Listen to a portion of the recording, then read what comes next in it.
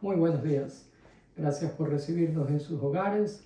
Estamos aquí con el propósito de alabar el nombre del Señor a través de un nuevo mensaje de su palabra. En esta mañana continuamos con nuestro estudio del libro de Apocalipsis. El título del mensaje se llama La iglesia que tenía todo menos lo más importante. Por favor, abran sus Biblias en el último libro de la Biblia, Apocalipsis. Vaya al capítulo 2 y vamos a leer del versículo 1 al 7. No lo vamos a leer, pero vamos a ir estudiándolo, analizándolo, a ver lo que la palabra de Dios nos dice. ¿Puede usted imaginarse al Señor Jesús visitando su iglesia por una semana y después de eso escribiendo un reporte, una evaluación escrita de lo que él observó? La pregunta es, ¿qué observaría el Señor acerca de la gente que asiste a esa iglesia? ¿Qué diría de la manera en que los creyentes se tratan, en la manera como ellos se relacionan los unos a los otros?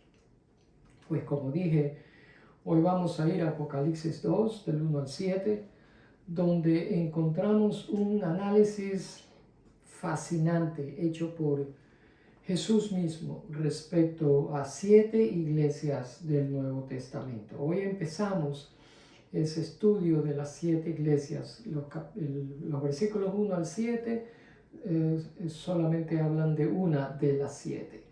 Y las evaluaciones del Señor Jesús son evaluaciones humildes, pero que a la vez nos motivan a buscar la verdad. Y la carta en esta oportunidad va dirigida a la iglesia de Éfeso. El analista norteamericano George Barna, en su libro titulado La Segunda Venida de la Iglesia, habla de un futuro sombrío en la iglesia de este país donde yo vivo, en Estados Unidos. Estoy hablando de la iglesia en particular en este país, aunque esto puede ser aplicado mundialmente, globalmente, y no importa la sección geográfica y el país y ciudad en donde usted se desenvuelva, la palabra de Dios abarca todo. Este hombre, Barna, ha dedicado más de 35 años de su vida al estudio de las tendencias de la gente norteamericana y de su cultura.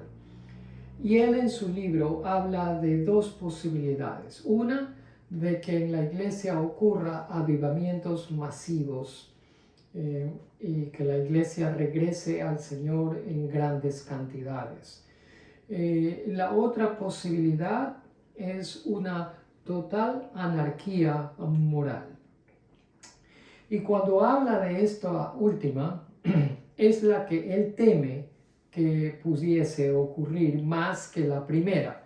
Y la razón, la causa, la piedra de tropiezo que él cree que es para que esta situación, esta anarquía ocurra, sorpresivamente no se trata de una mala teología o de una teología pobre y diluida, sino más bien que él considera que esa anarquía vendría como resultado del fracaso de la iglesia en aplicar y practicar de una manera convincente en lo que cree. De nuevo, estas son solo opiniones de un hombre como cualquier otro y podría estar correcto, pero quizás no. Pero la pregunta sigue siendo, ¿cómo sería si el que hace ese examen de rendimiento a la iglesia fuese el mismísimo Señor Jesucristo? El perfecto, sin error, infalible, inmutable, soberano Hijo de Dios, que todo lo ve, examinando a la iglesia o a un grupo de iglesias en el mundo o a su iglesia en particular donde usted vive. ¿No cree usted que si eso llegase a pasar sería un trabajo fidedigno, confiable, desprovisto de errores y de conclusiones incorrectas. A mí me parece que si la evaluación la hiciera el propio Señor Jesucristo, lo que tendríamos nosotros como resultado de esa evaluación es simplemente toda la verdad con respecto a cómo estamos haciendo en nuestra iglesia local. Las buenas noticias son que la Biblia contiene esa evaluación, está ahí en la palabra de Dios.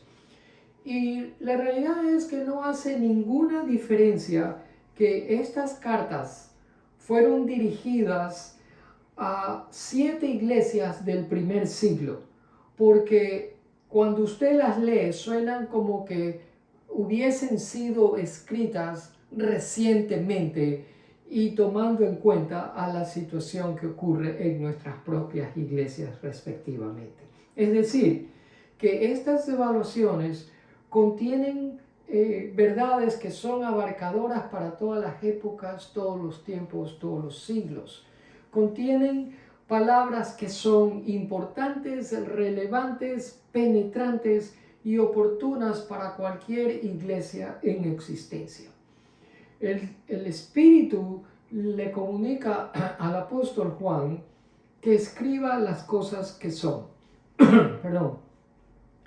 Y lo que vamos a empezar a hacer en esta mañana es precisamente a estudiar lo que Juan escribe. Él obedientemente escribe las cosas que son.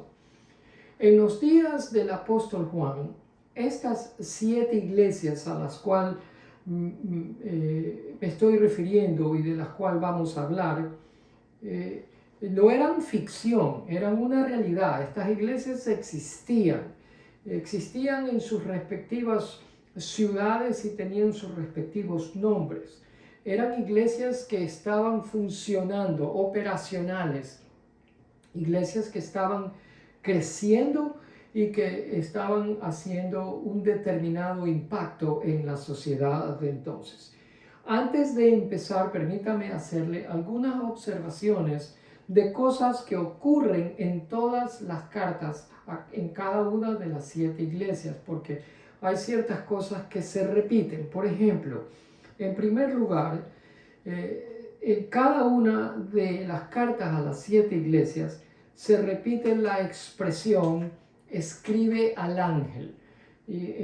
Por ejemplo, usted lo va a ver aquí cuando hablamos de Éfeso. Cuando hablemos de Esmirna, va a decir escribe al ángel de Esmirna. Cuando hablemos de Pérgamo, escribe al ángel de Pérgamo. Cuando hablemos de Filadelfia, va a decir lo mismo, y así sucesivamente. Eso es algo común, esa expresión, escribe al ángel. Segundo, cada iglesia es identificada por la ciudad en donde se encontraba. Cada iglesia es identificada conforme a la ciudad donde se encontraba. Por ejemplo, esta iglesia es identificada como la iglesia de Éfeso. ¿Por qué? Porque se encontraba en la ciudad de Éfeso. Cuando escriba a la iglesia de Filadelfia o de Tiatira es porque se encontraba en esas respectivas ciudades también. De paso quiero decir, yo no creo que tengo que volver a explicar a qué se refiere el ángel, ¿verdad? Porque dije la semana pasada que esta era una palabra que en el primer siglo se utilizaba para mencionar al mensajero, es decir, a alguien, a una persona que estaba a cargo de esa iglesia, podía ser un pastor o un anciano. Pues bien, la otra observación de algo común que ocurre en cada una de estas iglesias es que en cada una de las evaluaciones el Señor Jesús se identifica a sí mismo y lo hace de diferentes maneras. Por ejemplo, aquí a la iglesia de Éfeso, Él se identifica como el que tiene las 7 estrellas en su mano derecha. Cuando escribe a las otras iglesias se identifica de otras maneras. Creo que cuando habla a Esmirna le dice el primero y el último. Cuando habla a Tiatira de otra manera, a Pérgamo, a Filadelfia y así sucesivamente. Lo cuarto que ocurre, que es común y que se repite en cada una de esas iglesias, es que cuando les escribe, les dice a cada una de ellas que los conocía muy bien. Mire usted, yo te conozco, les dice. Y a cada una de ellas le va a decir lo mismo: yo te conozco, yo te conozco. Y por último, es el patrón que se utiliza en cada una de estas cartas. Existe un patrón. Por ejemplo, él comienza haciendo una evaluación y mencionando las áreas fuertes que esa iglesia tenía. Por ejemplo, aquí le dice: Éfeso, te conozco bien, conozco tu arduo trabajo y tu perseverancia. Comienza a decir cosas buenas que estaban haciendo. Luego le menciona su preocupación por áreas débiles que estaba ocurriendo ahí, y no los deja así, sino que les ofrece una corrección. La carta concluye con sabios consejos, y todo esto con el propósito de que la iglesia sea más efectiva en lo que hace. Pues bien, al mismo tiempo que estas cosas son comunes y ocurren en cada una de estas iglesias, hay un par de singularidades que también quiero mencionar. Primero, en la iglesia de la Odisea no se menciona ninguna área fuerte. Esta iglesia no estaba en nada, todo lo estaba haciendo mal. Y en todas las iglesias, excepto en dos, que son Esmirna y Filadelfia, en las demás reciben una llamada de atención, una reprensión tierna de parte del Señor por cosas que no se estaban haciendo bien. De las 7, 2 de ellas no reciben esta llamada de atención, y son Esmirna y Filadelfia. Entremos entonces a Éfeso. Éfeso se encontraba en lo que el día de hoy es Turquía.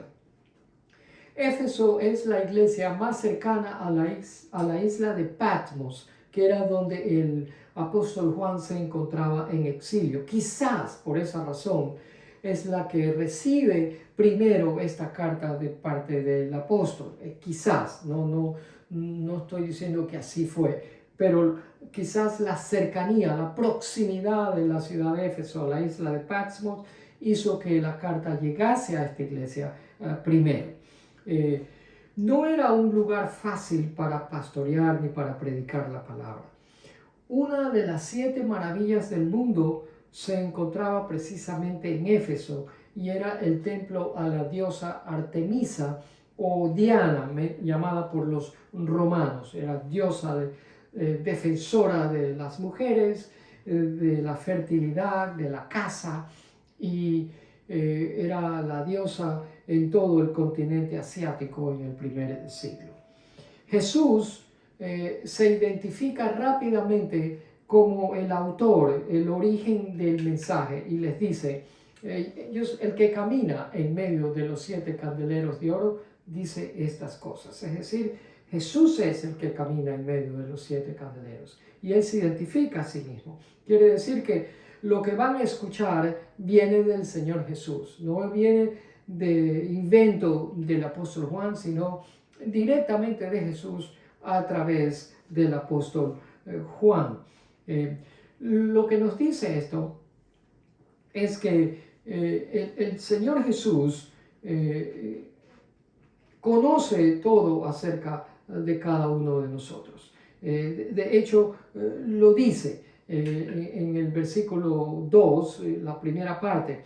El Señor Jesús, si Él sabe lo que haces, entonces Él conoce todo acerca de cualquier iglesia en donde usted se encuentre, y no solamente eso, sino que conoce todo acerca de cualquier persona que está en esa iglesia. Es decir, que Él nos conoce a cada uno de nosotros de una manera completa.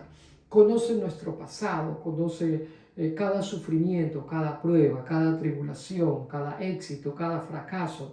Y no solo que lo conoce superficialmente, sino que lo conoce en detalle. Incluso conoce el número de cabellos que tenemos en la cabeza, aunque eso no es un problema contarlos en algunos de nosotros. El Señor Jesús conoce cada pensamiento, cada intención, cada motivo. Él conoce todo. Si Él tiene las 7 estrellas en su mano derecha, por lo tanto, Él nos tiene a cada uno de nosotros en sus manos también. Y precisamente lo dice ahí: yo sé todo lo que haces. Y luego de eso menciona 3 fortalezas, 3 áreas fuertes que eran verdad en la iglesia de Éfeso. Mire usted, el mismo versículo 2 dice, he visto tu arduo trabajo. Es decir, que esta gente trabajaba duro, trabajaba bien, estaban siempre ocupados, eran llenos de energías, ocupados en el servicio al Rey de Reyes. Probablemente visitaban a los enfermos, probablemente daban de comer a gente que no tenía que comer. Es decir, que era una iglesia activa y eso era un área buena que ellos tenían. Luego les menciona que él había visto la paciencia con perseverancia, es decir, que él había visto que esta iglesia, a pesar de estar funcionando en una ciudad difícil, porque había mucho paganismo, ya que, como dije, existía el templo de la diosa Artemisa y había adoración a dioses falsos, esta gente resistía, esta gente se mantenía firme, esta gente aguantaba la presión en una cultura complicada. Imagínense usted el alabar el nombre de Jesús en medio de una sociedad que adoraba a dioses falsos. Imagínense el ostracismo, la persecución por usted no ser partícipe de adorar a la diosa Artemisa o Diana. Complicado eso. Hoy en día hay gente que a pesar de persecución política se mantienen firmes, resisten y aguantan por la causa del Señor. Y el Señor Jesús los elogia por eso. También les dice, otra área fuerte, es que has puesto a prueba a los que dicen ser apóstoles y no lo son, y que los has hallado mentirosos. Si ve, en ese entonces en las iglesias había mentirosos y hoy en día hay más mentirosos. Así que tenemos que tener cuidado de esas cosas. Esta gente doctrinalmente eran gente que discernía bien las enseñanzas y discernía quién decía la verdad y quién era un falso, un mentiroso. Porque ahí lo dice, has puesto a prueba a los que dicen ser apóstoles y no lo son, sino que son mentirosos. Es decir, que esta gente sabían detectar el error, escuchaban atentamente cuando alguien hablaba y sabían discernir entre lo que decían y lo que se guardaban y no mencionaban. Y dentro de lo que mencionaban sabían dividir lo que era verdad y lo que era falso. Los efesios eran así. Eran una iglesia bien dinámica, 3 áreas fuertes, como usted puede ver. La pregunta es entonces, ¿qué de malo podría tener una iglesia así como esta, en donde se mencionan estas 3 áreas fuertes? Pues mucho, mucho. Vamos al versículo 4 y el Señor Jesús les dice, sin embargo, fíjense, en medio de los halagos por las áreas fuertes que ellos tenían, usted encuentra una palabra como esta. Sin embargo, su versión bíblica quizás diga pero. Esas son palabras que implican que a continuación viene un comentario negativo de una manera enfática. Me imagino yo que la gente de Éfeso, cuando estaba oyendo que esta carta era leída a la iglesia, se pusieron un poco sorprendidos porque venía algo que no era un halago, sino más bien una reprensión. Y les dice, has dejado tu primer amor. ¿Sí? Nosotros traducimos eso en nuestro idioma, ahora, has dejado tu primer amor. En el original de entonces, del primer siglo, no dice así. Hay un pequeño cambio. Dice, tu amor, el primero lo has dejado. O tu amor, el primero lo has abandonado. ¿Por qué? Porque en aquella época, cuando usted quería dar énfasis a algo, cuando usted quería dar énfasis al adjetivo por encima del sustantivo, entonces usted colocaba el adjetivo después del sustantivo. Nosotros no hablamos así, nosotros no hablamos de esta manera. Has dejado tu primer amor, adjetivo y sustantivo. En aquella época, si queríamos dar énfasis al primero, entonces lo poníamos después del sustantivo. Tu amor, el primero, ese es el énfasis. Lo has dejado, lo has abandonado. Ese es el énfasis que quiere hacer el Señor. La palabra has abandonado o has dejado no implica un abandono rápido y repentino, sino más bien gradual, escalonado, lento. Nadie se despierta mañana de mañana y dice, hoy no voy a amar a Jesús nunca más. No, eso no le ocurre a nadie. Eso viene a través del tiempo, a través de los años, después de pruebas, de circunstancias difíciles, de dolor, de sufrimiento, de preguntas sin respuestas, de pruebas que usted pasa y no tienen explicación. Viene a través de pérdida de la salud, de pérdida de la esperanza, y usted no sabe y qué hacer y se da por vencido y de pronto usted se va enfriando. Es decir, que lo que el Señor Jesús les dice, tú estás haciendo muchas cosas, pero todas esas cosas que estás haciendo las haces sin amor, porque tu corazón no está en esas cosas que tú estás haciendo. Las hacían por obligación, las hacían por hacer, pero en realidad el corazón de ellos no estaba en esas cosas. Y el Señor, que lo sabe todo, como dijimos, y lo ve todo, veía el corazón, la intención, el motivo por el que estaban haciendo esas cosas y le dice, no, tu corazón no está ahí. Ahora, yo me preguntaba, ¿fue este el problema de los efesios siempre? Desde que la iglesia fue fundada, ellos empezaron a trabajar de esta manera, haciendo las cosas por hacerlas, pero en realidad no las hacían con ganas, con intención, motivo, ni amor, ni le ponían el corazón. Pues vamos a ver, tuve que ir a la palabra y tuve que ir al libro de Éfesos, la carta del apóstol Pablo a los Efesios en el versículo 1:15.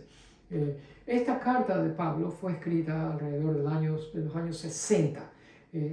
Apocalipsis, Juan, escribe esta carta que estamos estudiando hoy hacia el final del siglo I, es decir, 90-95, es decir, 30-35 años después que Pablo escribió esto.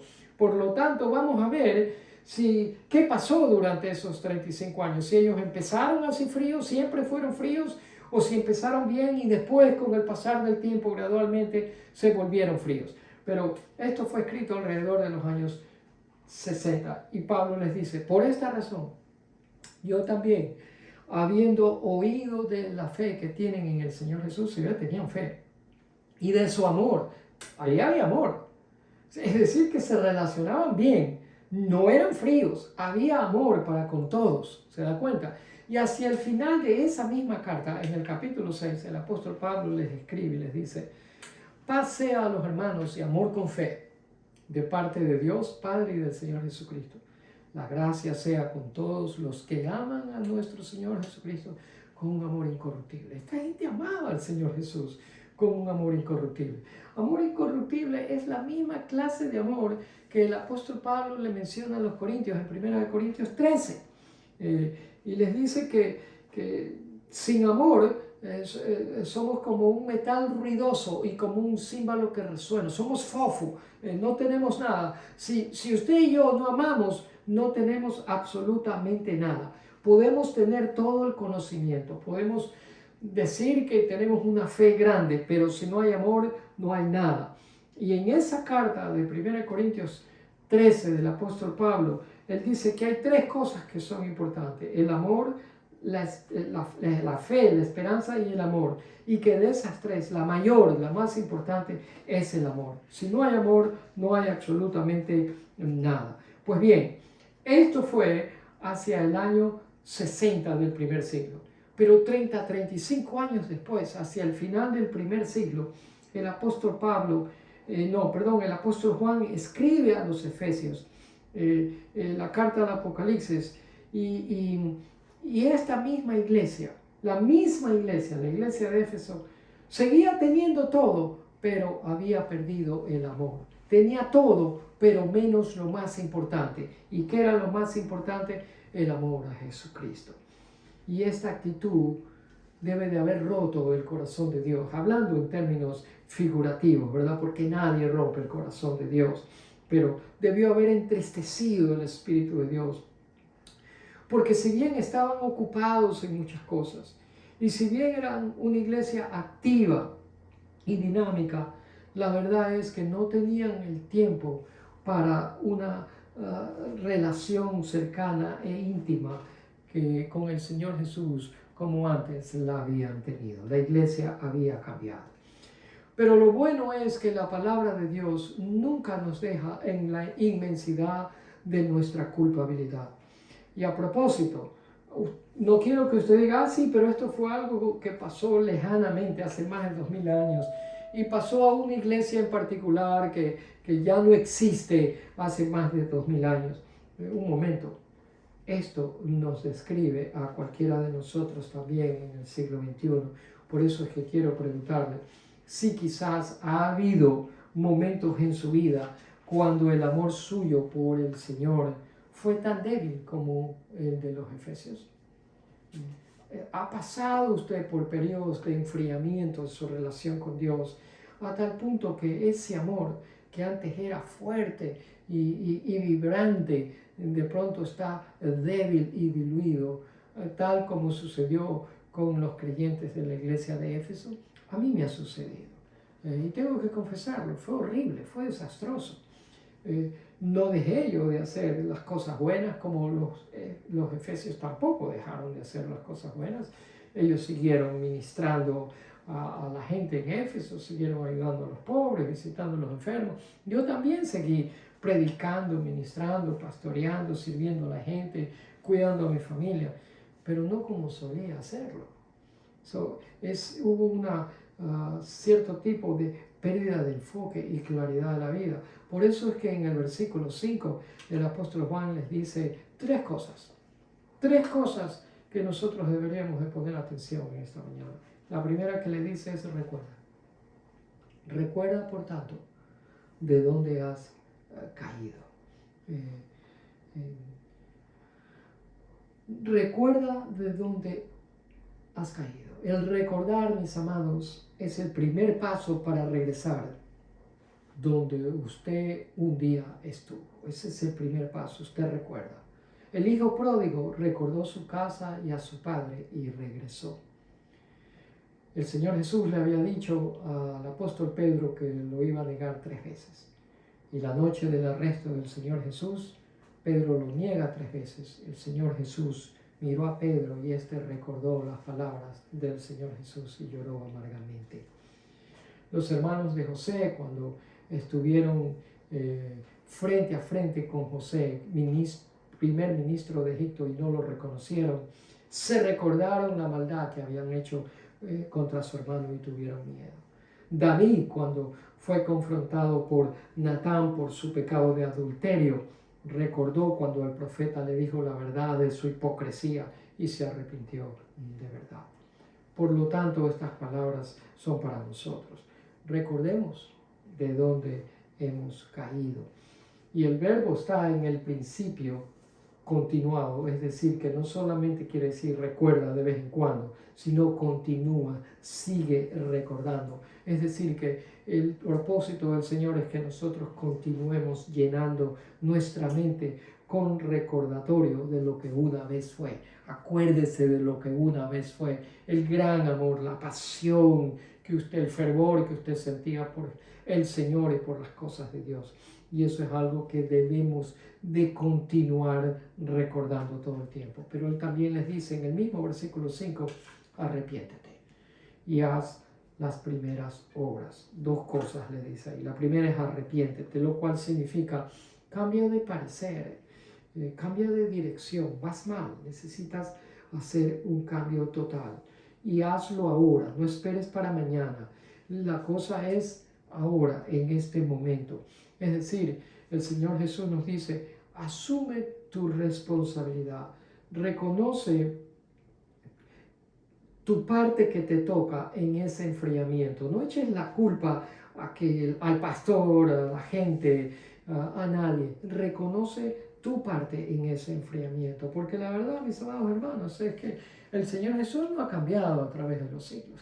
La palabra dice que el Señor es el mismo ayer, hoy, por los siglos. Los que cambiamos somos nosotros. Por eso es que el Señor nos dice, arrepiéntete, cambia de dirección y cambia de parecer. Y luego les dice, haz las primeras obras. Es decir, regresa a las primeras disciplinas que tú hacías, a los buenos hábitos, a esos momentos de tener tus devocionales, tus tiempos íntimos, privados con el Señor, a solas, todos los días, en cualquier momento del día, pero a solas, en donde tú tenías ese acercamiento, esa intimidad con el Señor Jesús, que ahora ya no la tienes. Y luego añade en el mismo versículo, de lo contrario, su versión quizás diga, si no. Es decir, aquí viene una advertencia que es seria. De lo contrario, yo vendré pronto a ti y quitaré tu candelero de su lugar si no te arrepientes. Ahora, el candelero es algo que produce luz. Entonces, lo que está diciendo es que quitará la luz y el calor que viene con la luz, significando que seremos creyentes, que andaremos por la vida sin ningún impacto absolutamente a nadie. Y esa es la realidad hoy en día, mi amado hermano, y tengo que decírselo. Mucha gente en las iglesias hoy en día parecen como que si les hubieran cortado la luz. No tienen dirección, no tienen enfoque, no saben dónde van, no saben lo que quieren, no saben discernir, dividir, separar lo que es correcto y lo que es falso, la persona que dice la verdad a las palabras de un mentiroso. Y es un verdadero caos que está ocurriendo, y no solamente en este país, sino que me atrevo a decir que es un problema en la iglesia en general. Quiero darles una frase que me gustaría que usted la note y la recuerde. Yo siempre digo esto, nunca es demasiado tarde para empezar a hacer lo que es correcto. Por lo tanto, hoy es un día en que puede haber cambio. Y usted dice, sí, pero ya yo tengo 80 años. Nunca es demasiado tarde para empezar a hacer lo que es correcto. Así que ahora es el momento de recordar. Hoy es el momento de arrepentirse y hoy es el momento de regresar a hacer esas primeras cosas que usted antes hacía. Luego el Señor Jesús les ofrece consejos sabios, pero al mismo tiempo lo hace de una manera seria y firme y les dice en el versículo 7, la primera parte, el que tiene oído oiga lo que el Espíritu dice. Es decir, que el consejo del Señor es que nosotros escuchemos lo que Él está diciendo. ¿Para qué tenemos oídos si no es para oír? A menos que tengamos un oído deficiente que no nos deja oír. Pero si el Señor nos dice, si tú tienes oído, entonces escuchemos. ¿Y qué vamos a escuchar? Escuchemos lo que el Señor Jesús nos está diciendo. Ese es un gran consejo que nos da.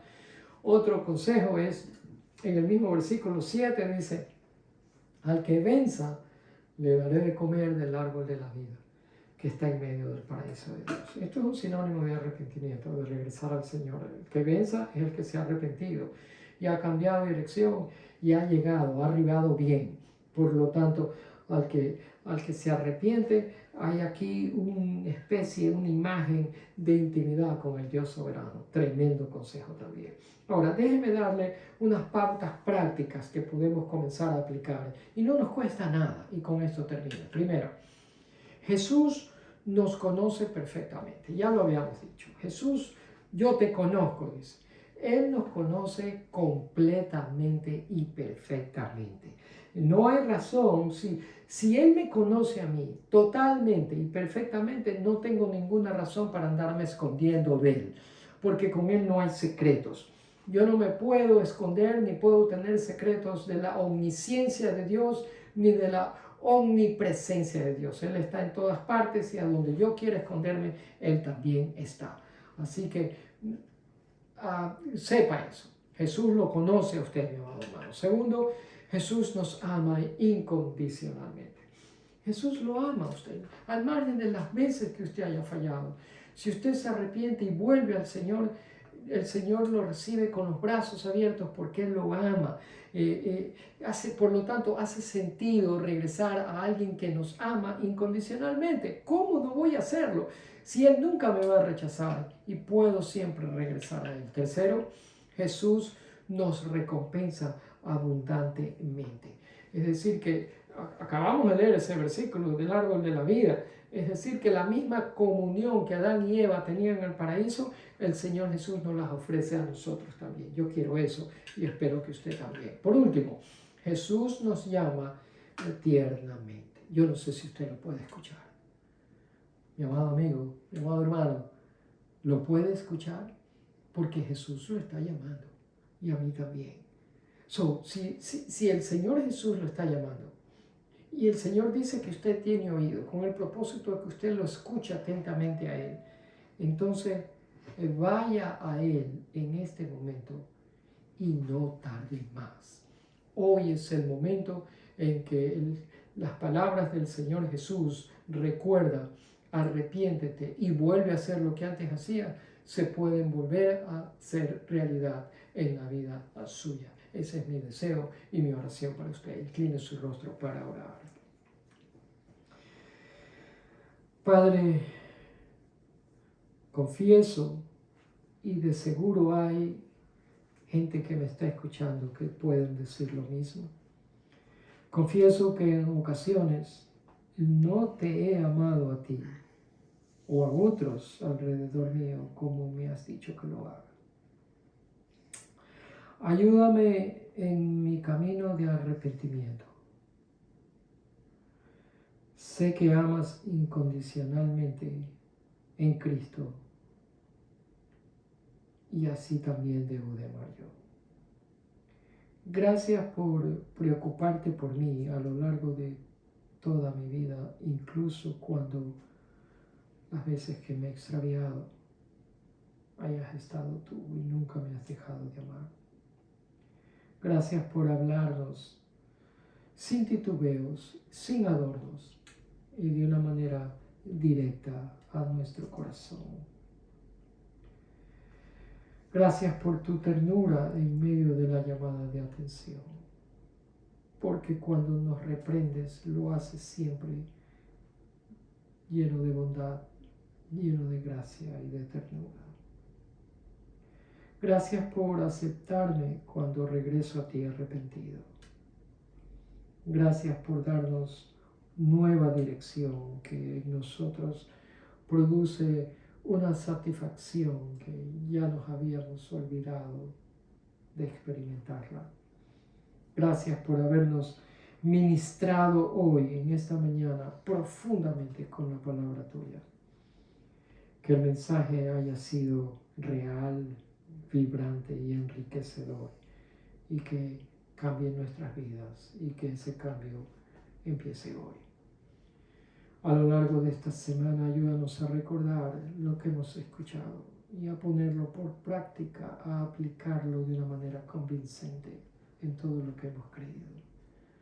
Te presentamos nuestras necesidades, las cuales son conocidas por ti a profundidad. Tú conoces todo de mí. Tú sabes lo que necesito en este momento. Tú sabes lo que mi esposa necesita. Tú sabes lo que mis hijos necesitan. Tú sabes lo que mis nietos necesitan ahora, en este momento. Y lo traigo delante de ti para que en tu inmensa gracia, en tu infinita sabiduría, en tu gran bondad, en el tiempo tuyo, de la manera perfecta en que tú haces las cosas, actúes sin demora y lo hagas, Dios mío. Y así sucede con cada una de las personas que nos están escuchando en esta mañana.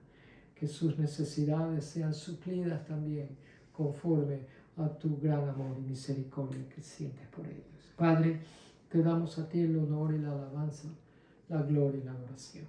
Tú eres el Dios que adoramos. Tú eres el objeto, el motivo de nuestra adoración y el sujeto de nuestra alabanza. Recibe todo nuestro amor, toda nuestra atención, toda nuestra vida. Te la damos, Padre. Y te damos gracias por ser quien eres, un Dios compasivo, paciente, lleno de misericordia y verdad.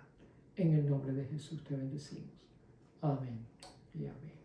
Gracias por escucharnos. Comparte el enlace para que otros también escuchen la palabra de Dios. Y por la gracia de Él, confiamos que nos veremos el próximo domingo para otro mensaje. Hasta entonces, mi esposa y yo los saludamos y les deseamos que Dios los bendiga en esta semana.